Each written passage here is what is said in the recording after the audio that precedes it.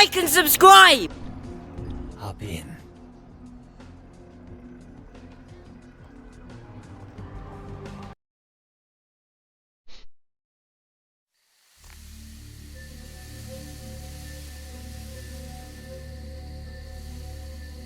You. What are you doing here? No? You should get out of here. This place is bad news. Pardon me.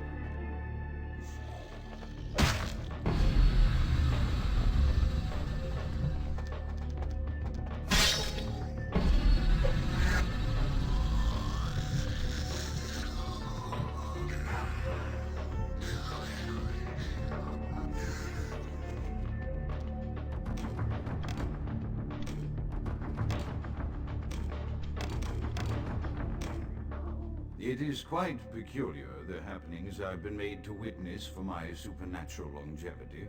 I am thinking of one unfortunate phenomenon in particular, of unique interest to my station, both as a professional and as a sufferer of this vampiric condition. It seems the stream of time has begun to erode the moorings of my chosen course of study, for the methodologies that gave birth to psychology are slowly disappearing. I find myself in an era that overlooks the physical component of psychological pathology time and again in favor of the sophistic practices of Freud. Phrenology, dactopintilism, and the rest of the old guard has fallen by the wayside, its champions all silenced in death, with my unique exception. Would that I could make my voice heard again, although it may be suspicious should I return to popular medical discourse 50 years after my apparent death. No, better that I continue my studies into the psychoses in secret. One day, may I hold up my own cure as validation of the methods. I am confident no cure for my condition, or that of my beloved wife, lies within our figurative minds, waiting to be unlocked by the correct combination of memories recovered from our childhoods. And I'm most certain it has nothing to do with the relationship between myself, my parents, and my genitals. Sorry, Sigmund, but I choose to stay my course. In time, too, may your star fade and disappear.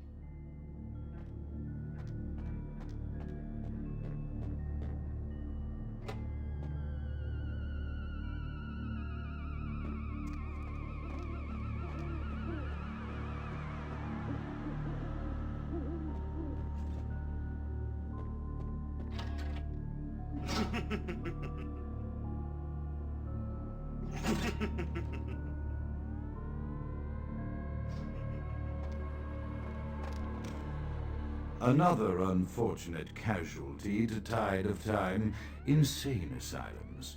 I lament their loss not only as brokerage houses for the breadth and depth of human psychoses, but also I shall mourn the disappearance of that peculiar environment present only in an insane asylum.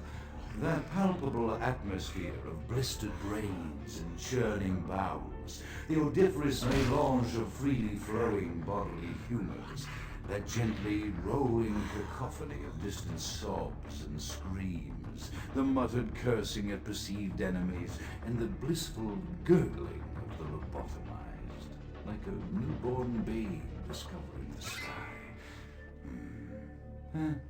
I shall still find test subjects as surely as I find bloody sustenance in the night, but this climate, I fear, may never be replicated.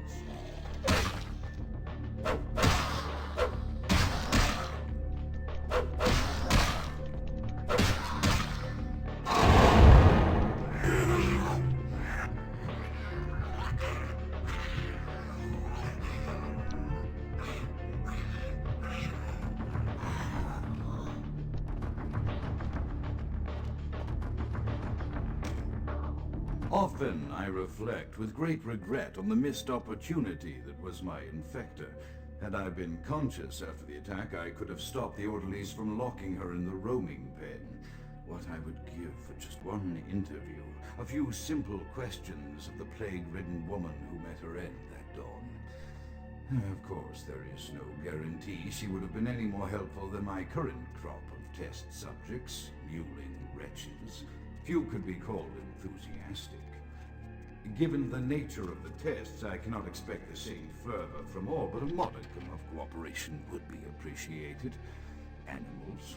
The one called John went so far as to gnaw off his arm and escape into the floorboards like some feral rodent. I still hear him scurrying about at night. He must be making an atrocious mess in there.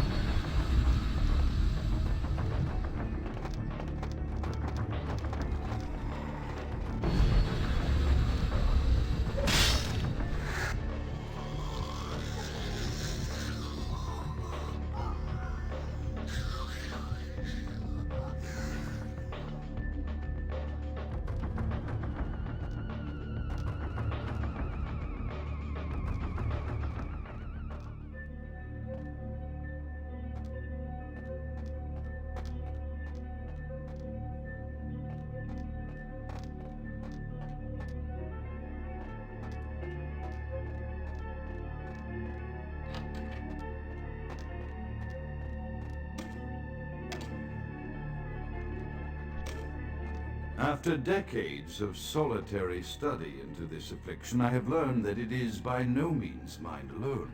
Indeed, the city is home to an entire society of similarly afflicted individuals with whom I've only recently made contact.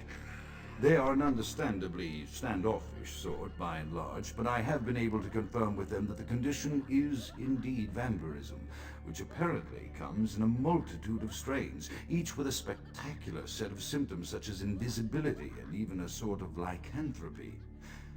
Through numerous official interactions with the governing body of this secret society, I have concluded that their fundamental understanding of the vampiric condition is woefully lacking and mired in suspicion and pseudo-religious dogma that would make a Turk balk for its strictures. Indeed, they seemed impressed with my studies and the eloquence with which I was able to present them.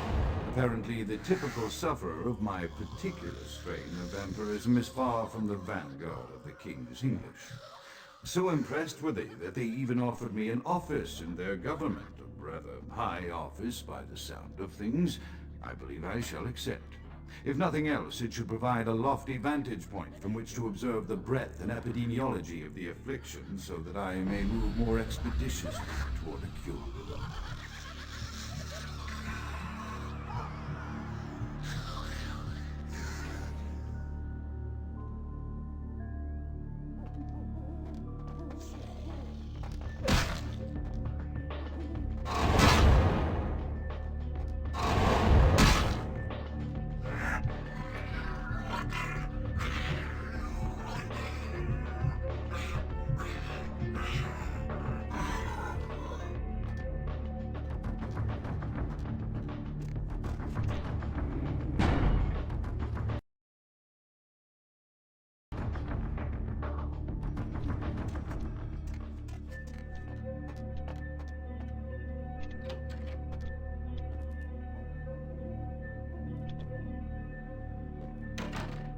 Yeah, I need to find a. I need to find a book somewhere here. Oh, here? Let's see. Chaos, like the mind, whatever. I have accepted the role of Primogen for Clan Malkavian, the dreadfully winsome label applied to the particular strain of vampirism I suffer, so named for some supposed vampire father figure of old. More poppycock grown from a backward culture that seems interminably drawn to children's tales and the fiction of Victorian romance, when it should concern itself with the science behind their suffering. No matter, for I have taken this office for no greater reason than to advance my research. I must make mention, however, that even among my would-be peers in this governing body of vampires, the level of paranoia and superstition is frightening. Their intelligence is not the question, no, indeed. As they courted me for this appointment, I had to suspect that their overtures were hand-tailored to what must be my obvious infatuation with reason, for the devil would do well to have such honey-tongued tempters. Even so, I could not help but notice the dressing of language these vampire leaders chose for their siren song. Whether it is born of habit, from addressing their unwashed, ill-educated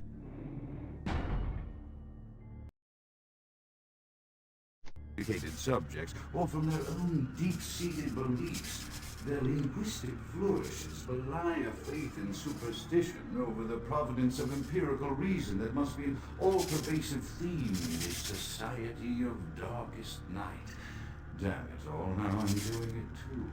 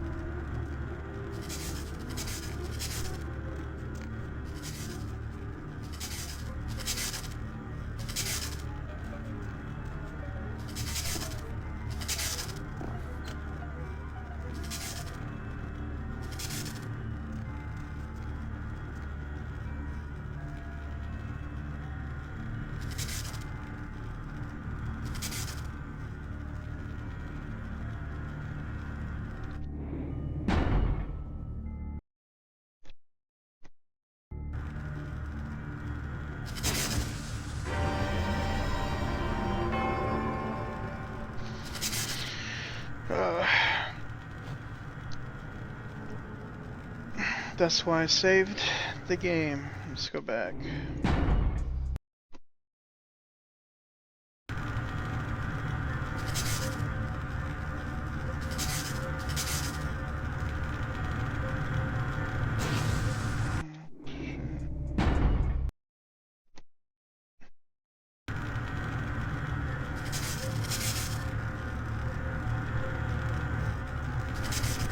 This one here?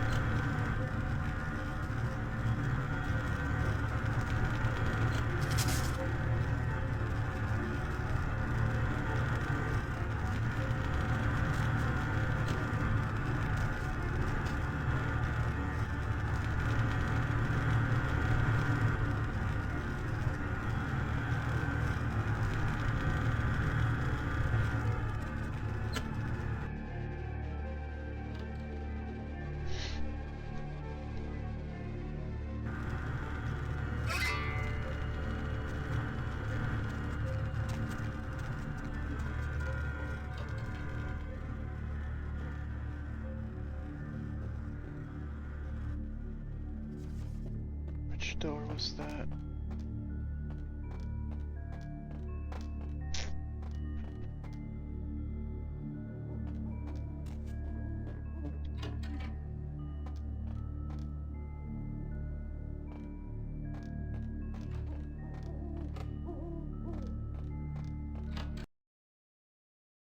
Shit, I got out.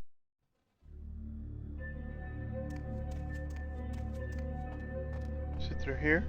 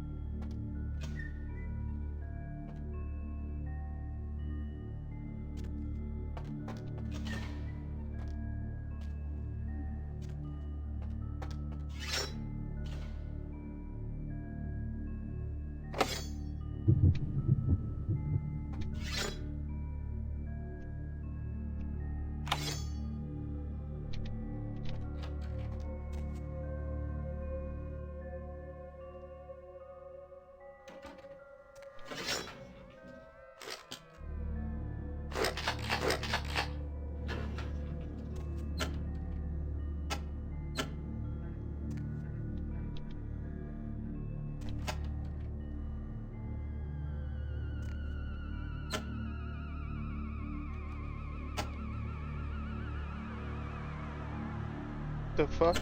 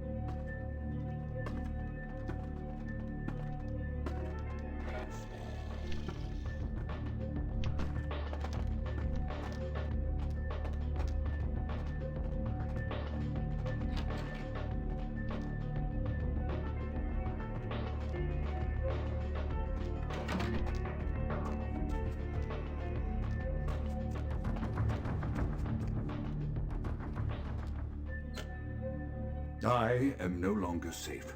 I know it. The voices have proven themselves authentic, and I have withdrawn from the Vampire Society entirely. My absence will no doubt draw attention, but I could no longer hold my fragile composure around the ravenous eyes of my vampire peers, especially not around him. The voices compelled me to make what I fear is a Faustian bargain, but I had to, for their demands are constant and merciless. I have secluded myself within the mansion. I know he will strike out at me. He will go to any length to achieve his ambitions, and he knows it, I know. I have taken precautions to protect my beloved wife. The cure will have to wait until our immediate safety is guaranteed. The mansion was constructed with security, but at that time I was not privy to the full range of vampire capabilities. The voices echo in the twisted corridors of my psyche, dark whisperings of a macabre and formless menace, the approach of which portends an end to all of this.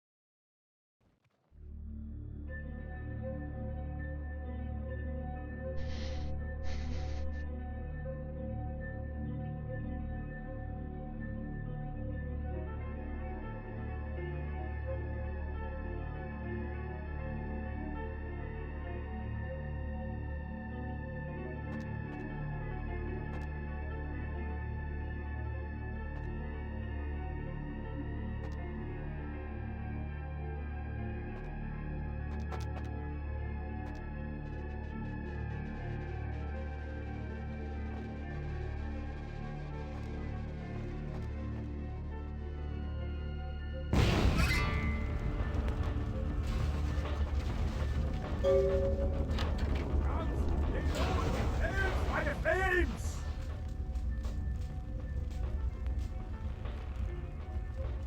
Grout is dead? Pity it could not be by my hand. No matter.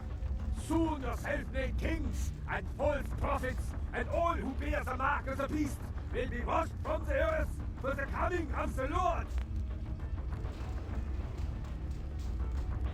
Yes, you burn, tell them it was Grünfeld Bach who sent your damned soul to that lake of fire. All agents of Satan shall return to whence they came.